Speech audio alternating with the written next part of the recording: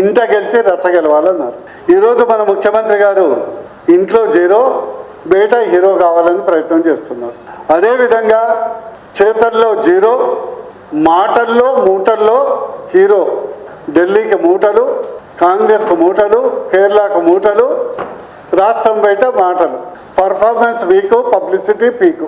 వారి పాలన గురించి చెప్పాలంటే 5D పాలన, రాష్ట్రంలో అభివృద్ధి డీలా. ఒకప్పుడు ఒక సినిమాలో వేణుమాధవ్ మీ నాయన పేరు ఏంటంటే అప్పట్లో బుట్టో, ఇప్పుడు ముషారఫ్ అన్నాడు. అట్లనే ఇప్పుడు రేవంత్ రెడ్డి గారు ఎట్లా ఉందంటే అప్పుడు 6 గ్యారంటీలు, ఇప్పుడు 6 మోసాలు. అప్పట్లో అభయస్తం, ఇప్పుడు భస్మాసుర హస్తం. ఇకపోతే మన బడ్జెట్లో 3 లక్షల పైచీలకు బడ్జెట్ పెట్టారు.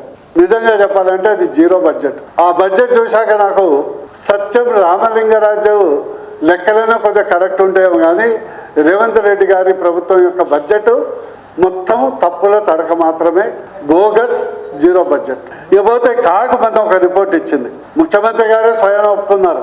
కేవలం 28 నెలల పాలనలో 3,47,000 కోట్ల అప్పు చేశారు. గతంలో ప్రభుత్వం ఉన్నప్పుడు 9 సంవత్సరాల్లో 6 లక్షల కోట్ల అప్పు అయితే కేవలం 2 years and 2 months లోపలనే 3,47,000 కోట్ల అప్పు చేసి గిన్నీస్ వరల్డ్ రికార్డు సృష్టించిన ఘనత మన ముఖ్యమంత్రి రేవంత్ రెడ్డి గారిది, కాంగ్రెస్ ప్రభుత్వాన్ని. 3,47,000 కోట్లు అప్పు చేశారు కొత్తగా. కానీ ఒక పథకం లేదు, ఒక ప్రాజెక్టు లేదు, ఉన్న పథకాలు మొన్న పెడుతున్నారు.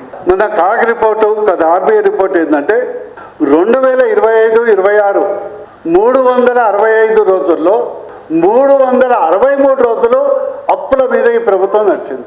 కేవలం 2 రోజులు మాత్రమే అప్పు లేదు. అది కూడా ఏదైనా పబ్లిక్ హాలిడే ఉండొచ్చు. ఎప్పుడు ఎంత అప్పు చేశారంటే కేవలం 1 yearలో డైలీ వైజ్ 1,30,000 కోట్ల అప్పు చేశారు. అదే క్యాగ్ రిపోర్ట్ ఇచ్చింది, వేస్ అండ్ మెయిన్స్ కింద 64,158 కోట్ల అప్పు చేశారు. స్పెషల్ డ్రాయింగ్ ఫెసిలిటీ కింద ఆర్బీఐ దగ్గర 27,730 కోట్ల అప్పు చేశారు. ఓవర్ డ్రాఫ్ట్ కింద 37,457 కోట్ల అప్పు చేశారు.